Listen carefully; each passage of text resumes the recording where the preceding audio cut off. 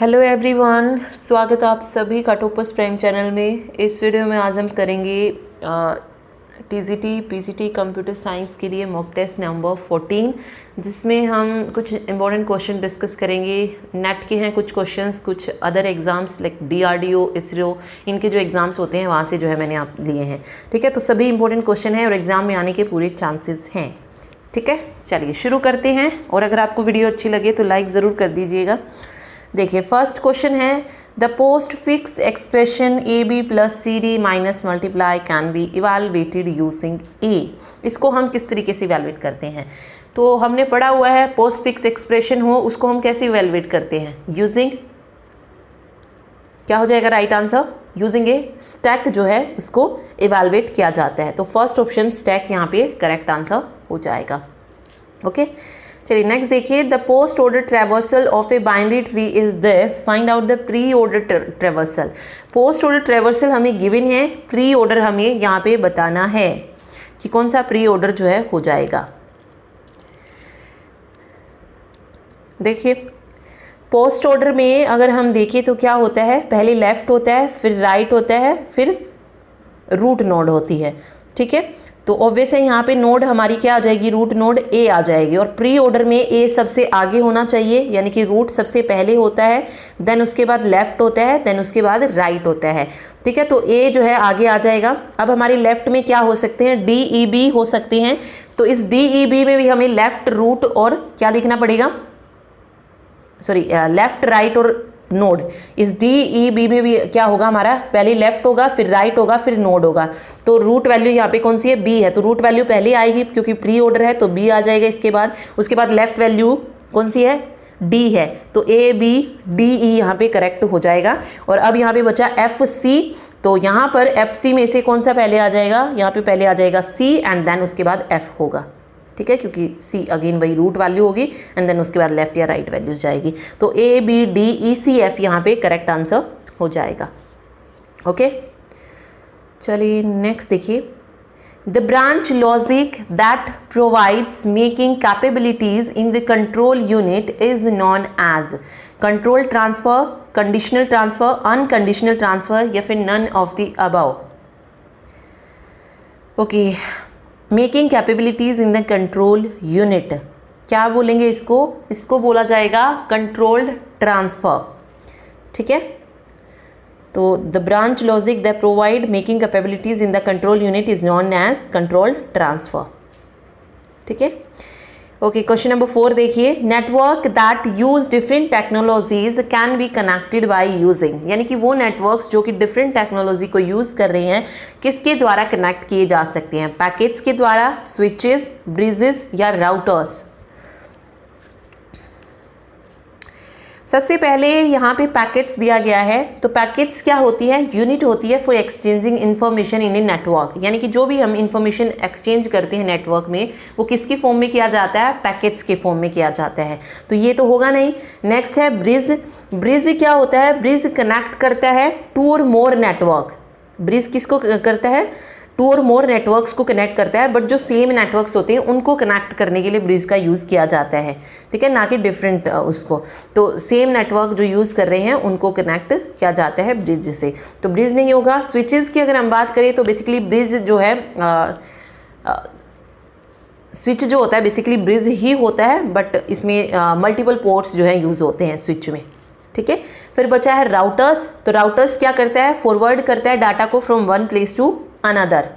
ठीक है, और जो भी डाटा फॉरवर्ड किया जाता है वो किस पर बेस्ड होता है, नेटवर्क पर बेस्ड होता है, ना कि एड्रेस पर। जो फिजिकल एड्रेस होता है, हार्डवेयर एड्रेस होता है, उस पर बेस्ड नहीं होता है। तो ये किस पर बेस्ड होता है, नेटवर्क पर बेस्ड होता है। तो network that use different technology can be connected by using routers, यहाँ पे करेक्ट आंसर हो जाएगा। ठीक, चलिए अगला देखिए, both host and routers are TCP/IP protocol software. However, routers do not use from all layers. The layer for which protocol software is not needed by a router is layer 5 application, 1 physical, layer 3 internet या layer 2 network interface. तो यहाँ पे बात हो रही है TCP/IP protocol की, transmission control protocol, internet protocol की, जिसमें 5 लेयर्स होती हैं, हमें पता है। तो ये कह रहा है कि वो लेयर जहां पे राउटर का यूज नहीं किया जाता है। तो कौन सी लेयर हो जाएगी? Application layer. एप्लीकेशन लेयर पे जो है यूज नहीं होती है, फर्स्ट सेकंड थर्ड लेयर पे यूज होती है, लेकिन लेयर 5 पर राउटर्स का यूज नहीं किया जाता। तो एप्लीकेशन यहाँ पे करेक्ट आंसर हो जाएगा। अगला देखिए, okay, in multi user database if two user wish to update the same record at the same time, they are prevented from doing so by jamming, password, documentation या record log। क्या कह रहा है कि मल्टी यूजर डाटाबेस में अगर दो user update करना चाहते हैं एक ही रिकॉर्ड को या सेम रिकॉर्ड को एट द सेम टाइम, मतलब टाइम भी एक है, रिकॉर्ड भी एक है, और दोनों जो है उसको अपडेट करना चाहते हैं, तो इस चीज़ को हम किससे प्रिवेंट, मतलब किस चीज़ से जो है इस चीज़ को प्रिवेंट किया जा सकता है? मतलब कोई चीज़ साइमल्टेनियसली एक्सेस की जा रही है डाटाबेस में से, तो उसको हम कैसे प्रिवेंट कर सकते हैं? तो इसके लिए एक टेक्निक होती है record lock. Record lock technique जो होती है ये बचाती है किससे? Simultaneous access to data in a database, ठीक है, ताकि रिजल्ट जो है ये कह लीजिए इनकन्सिस्टेंट रिजल्ट से प्रिवेंट करती है। तो रिकॉर्ड लॉक यहाँ पे करेक्ट आंसर हो जाएगा। ओके, चलिए आगे देखिए, binary search tree is a binary tree. All items in the left subtree are less than root. All items in the right subtree are greater than or equal to the root. Each subtree is itself a binary search tree या all of the above। तो binary search tree में क्या होता है? जो root value होती है, जो रूट वैल्यू होती है उससे जो लेफ्ट वाली वैल्यू होती है वो क्या होती है? लेस होती है रूट वैल्यू से, और जो राइट वाली वैल्यू हो सकती है वो इक्वल टू रूट भी हो सकती है और ग्रेटर देन तो होती ही है, ठीक है। तो दोनों पॉइंट ठीक है यहाँ पे कि all item in the left sub tree are less than root और all item in the right sub tree are greater than और इक्वल टू द रूट। फिर तीसरा कह रहा है कि हर एक sub tree is itself a binary search tree. तो बिल्कुल सही है, यहाँ पर कोई चीज़ आएगी तो उसमें भी रूट वैल्यू ज़्यादा होगी, उसके लेफ्ट की कम होगी और राइट की इक्वल और ग्रेटर हो सकती है। तो ऑब्वियस है ये जो सब ट्री बनेगा ये भी खुद में क्या होगा? एक बाइनरी सर्च ट्री ही होगा। तो ऑल ऑफ द अबव यहाँ पे करेक्ट आंसर हो जाएगा। तीनों ही पॉइंट्स जो हैं क्या हैं? बिल्कुल सही दिए गए हैं, ठीक है। चलिए नेक्स्ट देखिए, what delete the entire file except the file structure? Erase, delete, zap या पैक? इनमें से कौन सी कमांड है जो कि डिलीट कर देगी पूरी फाइल को लेकिन फाइल स्ट्रक्चर को नहीं करेगी, सिर्फ पूरी फाइल को डिलीट करेगी?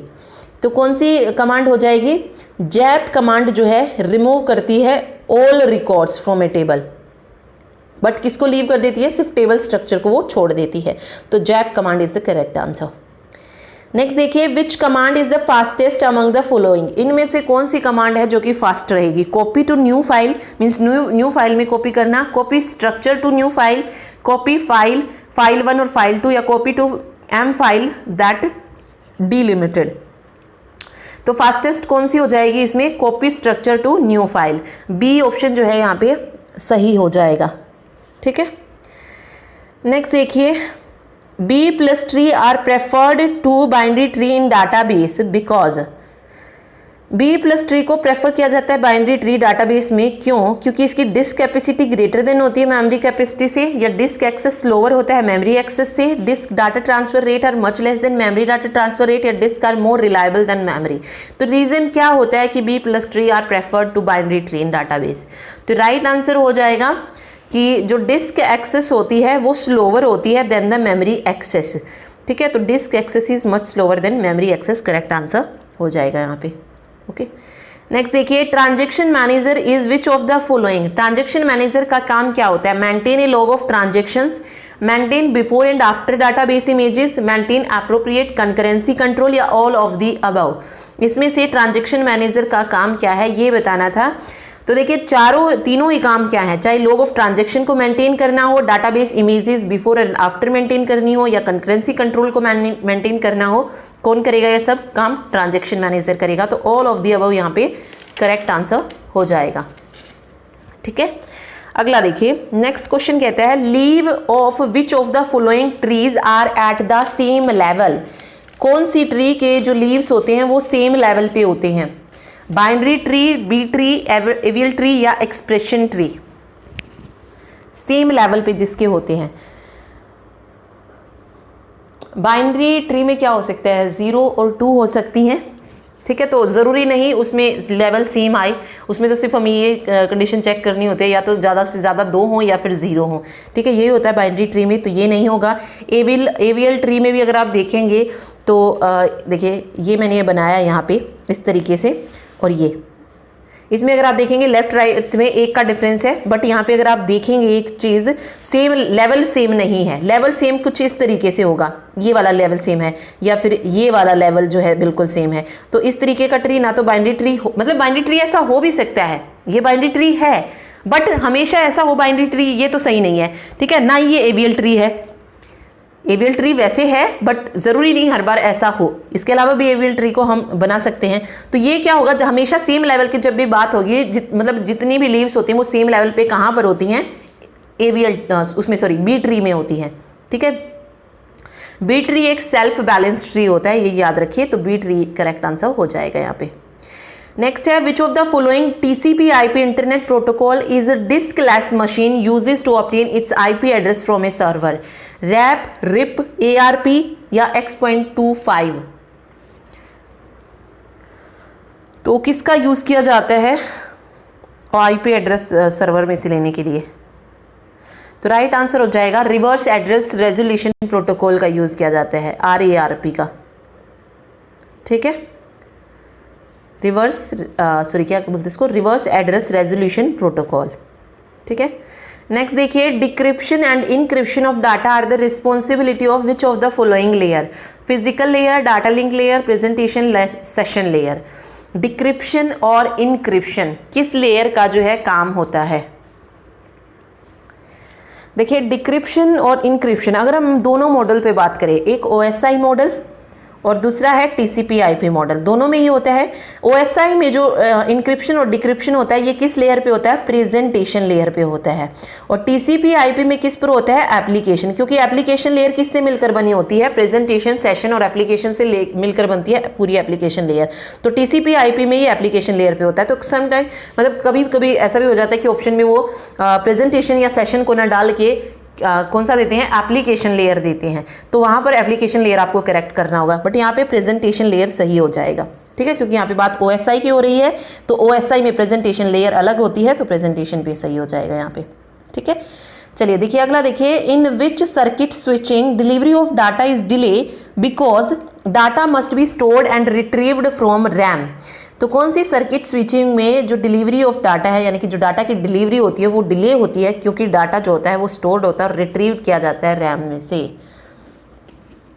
तो कौन सी स्विचिंग हो जाएगी ये, टाइम डिवीजन स्विचिंग में। सर्किट स्विचिंग कौन सी, टाइम डिवीजन, ओके, ठीक है। चलिए नेक्स्ट क्वेश्चन देखिए, in which routing method do all the routers have a common database. कौन सी राउटिंग मेथड है जिसमें राउटर्स के पास कॉमन डाटाबेस होता है? तो राइट आंसर हो जाएगा लिंक स्टेट राउटिंग। इसमें जो है राउटर क्रिएट करता है खुद का एक लिंक स्टेट पैकेट, ठीक है। तो और इसमें कॉमन डाटाबेस भी होता है सभी के, मतलब जितने भी राउटिंग मेथड होते हैं कॉमन डाटाबेस होता है, तो वो लिंक स्टेट जो है सही हो जाएगी, ठीक। अगला है main aim of software engineering is to produce program software within budget, software within budget in the given schedule. तो मेन एम क्या होता है सॉफ्टवेयर का, कि सॉफ्टवेयर कैसा होना चाहिए, ऑन टाइम होना चाहिए, विद इन बजट होना चाहिए और क्वालिटी अच्छी होनी चाहिए। यही 3 होते हैं मेन फैक्टर इसमें। तो software within budget and given schedule, यानी कि टाइम की बात हो रही है यहाँ पे कि जो टाइम दिया गया है उसी के अंदर देना चाहिए, बजट के अंदर होना चाहिए और क्वालिटी अच्छी होनी चाहिए, ठीक है। तो यही मेन एम होता है सॉफ्टवेयर इंजीनियरिंग का। आगे है validation means are we building the product right, are we building the right product, verification of field, none of the above. तो यहाँ पे 2 चीज़ें आती हैं, एक वैलिडेशन होता है, एक वेरिफिकेशन होता है। वेरिफिकेशन का मतलब क्या होता है, ये चेक करना है कि are we building the product right, ठीक है, कि हम जो भी बना रहे हैं क्या वो राइट बन रहा है। और वैलिडेशन में क्या हो जाए कि हमने जो बनाया है वो सही है या नहीं। मीन्स वैलिडेशन क्या हो जाएगा, are we building the right product, ठीक है। तो ये वैलिडेशन हो जाएगा। और are we building the product right, ये हो जाएगा वेरिफिकेशन की definition.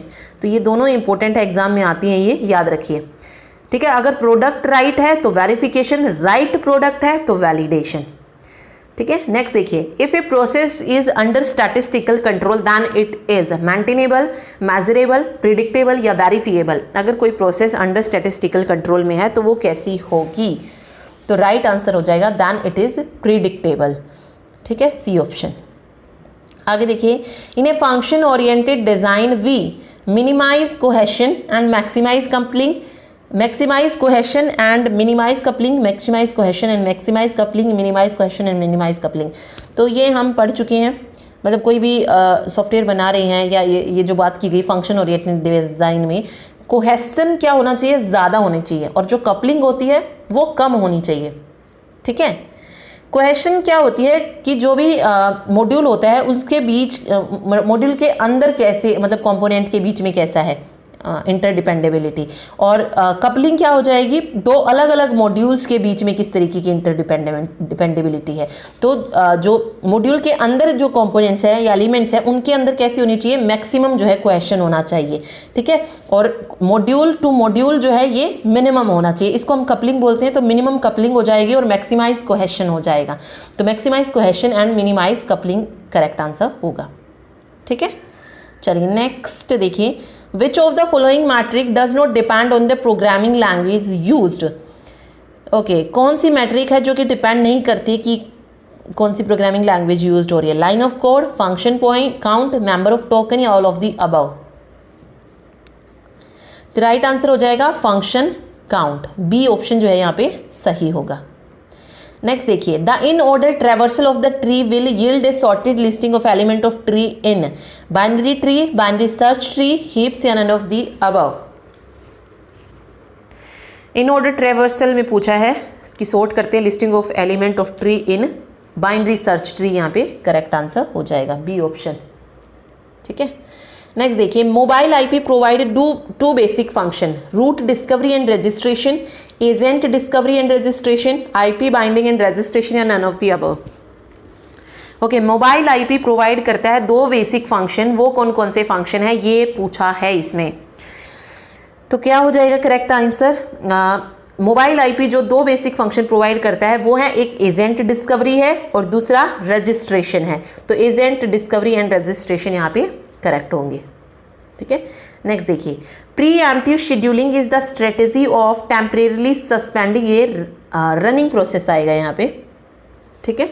Before the CPU time slice expire to allow starving process to run when it request IO या to avoid collision. Okay, preemptive scheduling जो है किसी रनिंग प्रोसेस को temporarily suspend कब करती है?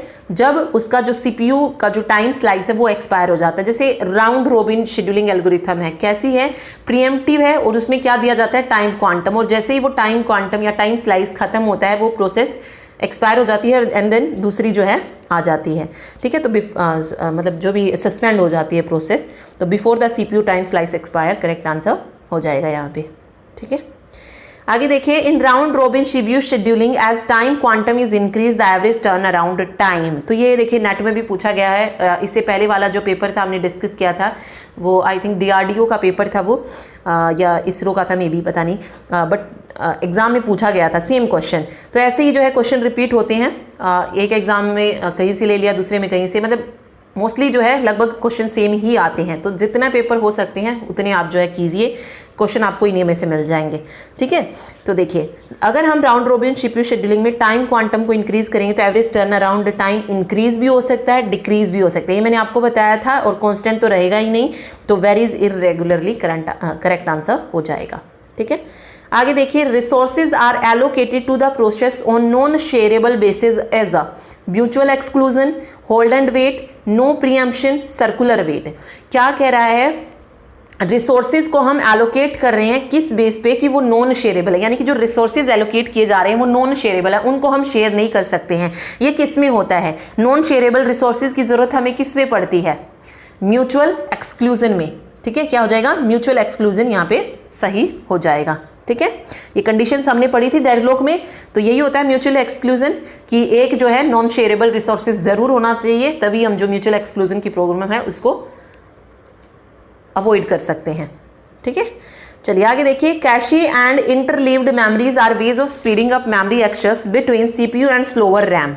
कैशे और इंटरलीव्ड मेमोरी के बारे में बात की जा रही है कि स्पीड अप करती है memory access between CPU and slower RAM. तो which memory models are best suited improve the performance most for which programs. तो परफॉर्मेंस को इंप्रूव करने के लिए कौन सा सही रहेगा। कैशे मेमोरी जो है वो बेस्ट सूट होगी for small loops, interleaved memory is best suit for small loop, और एक लार्ज सिक्वेंशियल कोड दिया है। तो ये बताने कौन सी स्मॉल लूप के लिए सही रहेगी और कौन सी लार्ज सिक्वेंशियल कोड के लिए सही रहेगी। तो देखिए कैशे मेमोरी जो है ये सूटेड मतलब अच्छी रहेगी किसके लिए, स्मॉल लूप के लिए, और इंटरलीव्ड मेमोरी जो है ये बेस्ट होगी लार्ज सिक्वेंशियल कोड के लिए। तो ऑप्शन फर्स्ट एंड थर्ड जो है यहाँ पे करेक्ट आंसर हो जाएंगे। ठीक है, चलिए नेक्स्ट देखिए, consider the following page trace percentage of page fault what would occur if FIFO page replacement algorithm is used with number of frame for the job m equal to 4। मतलब यहाँ पे हमें 4 फ्रेम लेने हैं और FIFO के according बताना है कि कितने पेज जो है फॉल्ट होंगे। देख लेते हैं, देखिए इसको हम बना लेते हैं इस तरीके से। तो 1 2 3 एंड 4, तो ये इस तरीके से जो है पूरा बन जाएगा। देख लेते हैं, चलिए देखिए सबसे पहले नंबर कौन सा दिया गया है, 4 दिया गया है, तो 4 आ गया। दूसरा है 3, तो 4 3 हो जाएगा। उसके बाद 4 3 2 एंड देन 4 3 2 1। तो अभी तक ये क्या चल रहा था, पेज फॉल्टी चल रहा है। उसके बाद अगर आप देखेंगे तो क्या आ गया है, 4 आ गया है। 4 इसमें ऑलरेडी प्रेजेंट है तो ये पेज हिट हो जाएगा। सेम इसको ऐसे ही लिख देंगे 4 3 2 1। अगला 3 है तो 3 इसमें ऑलरेडी है तो अगेन पेज हिट, तो 4 3 2 1। उसके बाद 5 है, 5 है तो 5 को हम किसकी जगह पे रिप्लेस करेंगे, फर्स्ट इन फर्स्ट आउट। तो सबसे पहले यहाँ पे 4 आया तो 4 की जगह पे रिप्लेस कर देंगे, तो ये हो जाएगा 5 3 2 1। अब 5 के बाद अगेन 4 आया है तो इसको हम 3 से रिप्लेस करेंगे तो 5 4 2 1 हो जाएगा। उसके बाद 3 है तो 5 4 3 1 हो जाएगा। फिर 2 है तो 5 4 3 2 हो जाएगा। अगेन 1 आया है तो अब हम 5 से रिप्लेस करेंगे तो 1 4 3 और 2। लास्ट में 5 आया है तो 5 को किससे रिप्लेस करेंगे, 4 से रिप्लेस किया जाएगा। ठीक है, तो ये हो जाएगा 1 के बाद 5 3 और 2। अब यहाँ पे देखिए कितने पेज फॉल्ट जो है अक्कर हो रहे हैं। यहाँ पे 1 2 3 4 5 6 7 8 9 और 10। तो पेज फॉल्ट कितने अक्कर हुए, 10। और पेज हिट अगर पूछता तो आपसे कितने हो जाते, 2 हो जाते। ठीक है, पेज हिट 2 हैं और पेज फॉल्ट कितने हैं, 10 हैं। तो करेक्ट आंसर यहाँ पे 10 हो जाएगा। ओके, चलिए नेक्स्ट देखिए, checksum used along with each packet compute the sum of the data where data is treated as a sequence of. Okay, checksum को यूज किया जाता है पैकेट के साथ, क्यों, to compute the sum of the data. तो data को हम ट्रीट करते हैं किसकी सीक्वेंस, डाटा को कैसे ट्रीट किया जाता है, इंटीजर की फॉर्म में, कैरेक्टर, रियल नंबर या बिट्स। तो data is treated as a sequence of bits की फॉर्म में ट्रीट किया जाता है। तो डी ऑप्शन यहाँ पे करेक्ट हो जाएगा। ओके, चलिए नेक्स्ट देखिए, नेक्स्ट है if N integer needs 2 bytes of storage. मतलब इंटीजर को अगर जरूरत है 2 बाइट्स ऑफ स्टोरेज की तो मैक्सिमम वैल्यू क्या होगी साइंड इंटीजर की, तो ये हो जाएगी 2 raised to power n-1। 2 bytes of storage है ना, तो इसके लिए साइन इंटीजर के लिए चाहिएगा 2 raised to power 15-1। ओके, तो इसके लिए मैक्सिमम 2 raised to power 15-1। यही अगर अनसाइन इंटीजर के लिए पूछता तो अनसाइन इंटीजर के लिए हो जाता 2 raised to power 16-1। तो ये अनसाइंड इंटीजर के लिए है और 2 raised to power 15 signed integer के लिए है। ओके, नेक्स्ट देखिए, which of the following logic family is well suited for high speed operation. कौन सी लॉजिक फैमिली है जो कि सुटेबल होती है हाई स्पीड ऑपरेशन के लिए, तो वो होती है ECL, emitter coupled logic family. तो बी ऑप्शन यहाँ पे सही होगा। नेक्स्ट देखिए, interrupt which are initiated by an instructions are internal, external, hardware या सॉफ्टवेयर। देखिए इंटरप्ट किससे इनिशिएट हुआ है, इंस्ट्रक्शन से इनिशिएट हुआ है। तो किस तरीके का इंटरप्ट जो है ये हो जाएगा, इंस्ट्रक्शन से आया है तो इंस्ट्रक्शन क्या बनती है, प्रोग्राम में आती है, सॉफ्टवेयर में आती है, तो ये सॉफ्टवेयर इंटरप्ट हो जाएगा। तो इसको हम क्या बोलेंगे, सॉफ्टवेयर इंटरप्ट बोलेंगे। ठीक है, अगला देखिए, प्रिंट परसेंटाइल C100, ये क्या प्रिंट करेगा? Print 100, print ASCII equivalent of 100, print garbage value या नन ऑफ द अबव। यहाँ पे अगर आप देखेंगे तो C से क्या बनता है? कैरेक्टर बनता है। तो कैरेक्टर में क्या आता है? सिर्फ एक सिंगल चीज आती है, ठीक है। तो क्या वैल्यू प्रिंट करेगा? क्या 100 को प्रिंट करेगा? नहीं, क्योंकि इसमें तो एक से ज्यादा हो जाएंगे, ठीक है। तो गार्बेज वैल्यू भी प्रिंट नहीं करेगा। ये क्या करेगा? जो एस्काई इक्विवेलेंट वैल्यू होगी 100 की, उसको ये प्रिंट करके देगा। तो बी ऑप्शन यहाँ पे करेक्ट हो जाएगा, ठीक है। और एस्काई वैल्यू क्या बनेगी? हमें पता है कि जो स्मॉल लेटर होते हैं उसकी एस्काई वैल्यू कितनी होती है? 97 होती है। फिर बी की 98 होती है। इसी तरीके से सी की 99 होती है और डी की 100 होती है। तो यहाँ पे जो प्रिंट होके हमें मिलता है वो मिलता हमें डी, वो भी स्मॉल में डी, ठीक है। और कैपिटल लेटर्स कहाँ से शुरू होती हैं? 65 से शुरू होते हैं कैपिटल लेटर, और एस्काई जो कोड होता है उसका, और 90 तक होता है जेड का। और इसका कहाँ से शुरू होता है? 97 से शुरू होता है स्मॉल लेटर का, और जाता है ये 122 तक, ठीक है। तो इसमें याद रखिए। और साथ में इनका जो डिफरेंस है वो भी पूछा जाता है, तो 25 का डिफरेंस जो है आएगा फर्स्ट और लास्ट एस्काई वैल्यू में, ठीक है। तो यहाँ पे बी ऑप्शन सही हो जाएगा। अगला देखिए, for the transmission of the signal Bluetooth wireless technology use time division multiplexing, frequency division multiplexing, time division duplex, frequency division duplex. तो ये क्या कह रहा है? तो for the transmission of the signal Bluetooth wireless technology जो है ये किसका यूज करती है? तो राइट आंसर हो जाएगा ब्लूटूथ वायरलेस टेक्नोलॉजी जो है यूज करती है टाइम डिवीजन डुप्लेक्स का। तो सी ऑप्शन यहाँ पे करेक्ट होगा, ठीक है। नेक्स्ट देखिए, what is the routing algorithm used by RIP and IGRP? RIP क्या? Routing information protocol, and IGRP होता है इंटीरियर गेटवे राउटिंग प्रोटोकॉल। तो इनको कौन मतलब इन प्रोटोकॉल्स को कौन यूज करता है? कौन सी एल्गोरिथम यूज करती है? डिजक्स्ट्रा वेक्टर एल्गोरिथम। तो डी ऑप्शन यहाँ पे करेक्ट हो जाएगा, ठीक है। अगला देखिए, reliability of software is directly dependent on quality of the design, number of error present, software engineering experience, user requirement. किसी भी मतलब कोई भी सॉफ्टवेयर रिलायबल है या नहीं, ये किस पर डिपेंड करेगा? क्या क्वालिटी पे, number of error present? Reliability क्या होता है? कि उसमें कोई भी एरर ना हो, एरर फ्री हो वो, ठीक है, वही होता है। तो रिलायबिलिटी जो होगी सॉफ्टवेयर की वो डायरेक्टली डिपेंड करेगी नंबर ऑफ एरर प्रेजेंट की, उसमें कितनी नंबर ऑफ एरर है, तभी हम बता सकते हैं कि वो कितना रिलायबल है, ओके। चलिए नेक्स्ट देखिए, dash is not an e commerce application. इनमें से जो ई कॉमर्स एप्लीकेशन नहीं है वो बतानी है। House banking, buying stocks, conducting an auction, evaluating an employ. देखिए house banking e commerce application है, ऑक्शन कंडक्ट करना ये भी ई कॉमर्स है, और बाइंग स्टॉक्स खरीदना भी ई कॉमर्स एप्लीकेशन है, लेकिन एम्प्लॉय को इवैल्यूएट करना ये ई कॉमर्स एप्लीकेशन नहीं है। तो डी ऑप्शन यहाँ पे सही हो जाएगा, ठीक है। नेक्स्ट देखिए, dash is a satellite based tracking system that enable the determination of person position. Bluetooth है, वैप है, शॉर्ट मैसेंजर सर्विस है, या ग्लोबल पोजीशनिंग सिस्टम है? सैटेलाइट बेस्ड ट्रैकिंग सिस्टम कौन सी है जो कि पर्सन की पोजीशन को भी डिटरमाइन कर लेती है? तो कौन सी हो जाएगी? GPS हो जाएगी, ग्लोबल पोजीशनिंग सिस्टम। तो डी करेक्ट आंसर होगा। नेक्स्ट है, complete micro computer system consist of micro processor, memory, peripheral equipment. एक कंप्लीट जो माइक्रो कंप्यूटर सिस्टम है, यानी कि एक पूरा कंप्यूटर सिस्टम जो होता है वो किससे बनता है? उसमें मेमोरी भी आ जाती है, उसमें पेरिफेरल डिवाइस भी हो जाती है, और माइक्रो प्रोसेसर भी हो जाता है, यानी कि प्रोसेसर भी आ जाता है। तो ऑल ऑफ दी अबव से, मतलब सबसे मिलकर एक माइक्रो कंप्यूटर सिस्टम जो है बनता है, ठीक है। तो ऑल ऑफ दी अबव यहाँ पे करेक्ट होगा। वेट, चलिए नेक्स्ट देखिए, where does a computer add and compare data? यानी कि कहाँ पर कंप्यूटर डाटा को ऐड और कंपेयर करता है? हार्ड डिस्क में नहीं करता, फ्लॉपी में नहीं करता, मेमोरी में नहीं करता, CPU में करता है कंपैरिजन का काम, क्योंकि CPU में ही हमारा ALU होता है ना, अर्थमेटिक लॉजिक यूनिट। अर्थमेटिक का काम क्या है? ऐड करना, सब्ट्रैक्शन करना, लॉजिक यानी कि कंपेयर करना, ठीक है, छोटा बड़ा जो भी है ये सब किस में हो जाएगा? ALU में होता है। और ALU कहाँ पे होता है? हमारा CPU में होता है, प्रोसेसर में होता है। तो CPU चिप यहाँ पे करेक्ट आंसर होगा। नेक्स्ट देखिए, pipelining strategy is called implement, instruction execution, instruction pre fetch, instruction decoding, या इंस्ट्रक्शन मैनिपुलेशन। पाइपलाइनिंग स्ट्रेटेजी को क्यों यूज किया जाता है, मतलब किस चीज को इम्प्लीमेंट करने के लिए?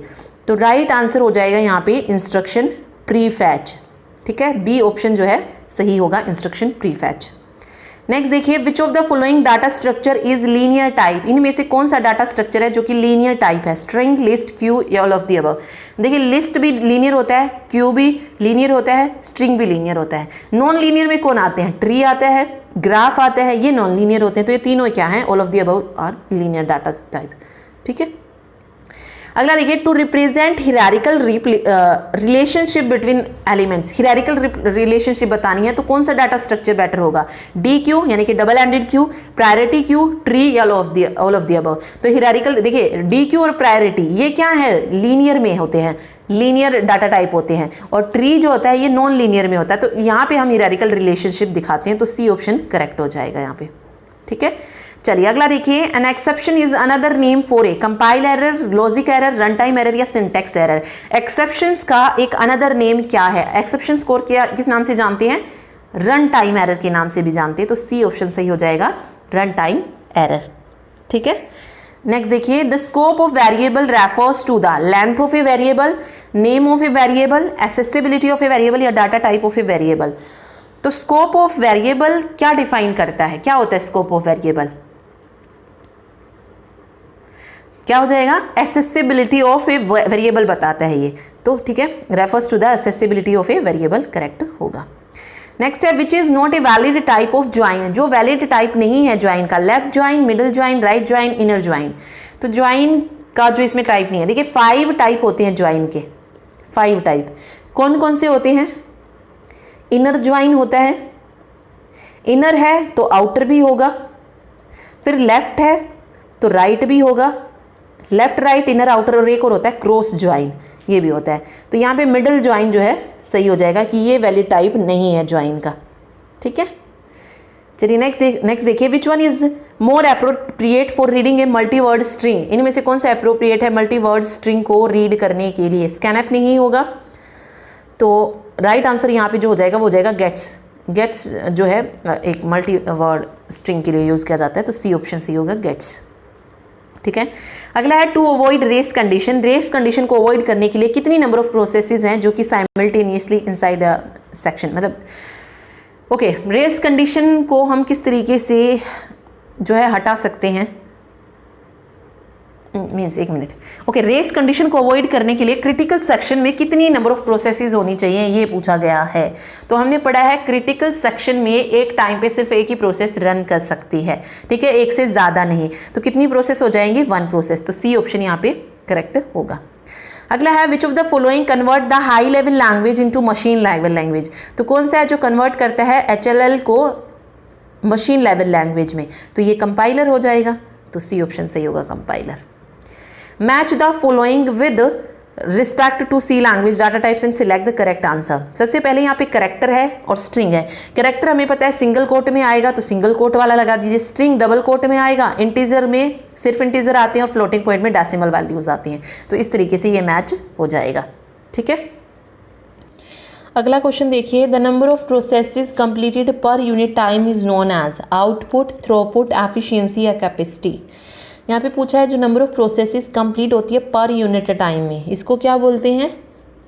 इसको बोला जाता है थ्रूपुट। तो बी ऑप्शन यहाँ पे सही हो जाएगा, थ्रूपुट।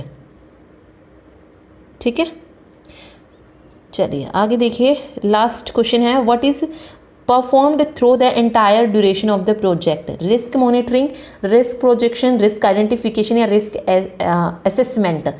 ठीक है, इनमें से मतलब क्या पूछा गया है कि क्या परफॉर्म किया जाता है entire duration of the project, मतलब जो भी प्रोजेक्ट होता है उसकी ड्यूरेशन में सबसे ज़्यादा क्या चेक करते हैं? मॉनिटरिंग, प्रोजेक्शन, आइडेंटिफिकेशन या असेसमेंट। तो रिस्क मॉनिटरिंग जो है यहाँ पे करेक्ट आंसर हो जाएगा। ठीक है, तो ये थे 52 क्वेश्चन थे, मे बी 50 प्लस ही थे, 52 53 इस तरीके से। ओके, तो ये मॉक टेस्ट नंबर 14 था, इसमें हमने 50 क्वेश्चंस किए हैं, लेकिन क्वेश्चन बहुत इंपॉर्टेंट है, प्रीवियस एग्जाम में पूछे गए हैं ये। ओके, कुछ क्वेश्चंस जो थे नेट एग्जाम से थे और कुछ अदर एग्जाम से। तो होप सो आप सभी को क्वेश्चंस अच्छे लगे होंगे, लेवल अच्छा लगा होगा, क्योंकि डिफ़िकल्ट और इजी दोनों तरीके के जो है मैंने क्वेश्चंस को रखा है, ताकि सभी क्वेश्चंस जो है हम कवर कर पाए। ओके, तो मिलते हैं नेक्स्ट मॉक टेस्ट में। Thank you so much.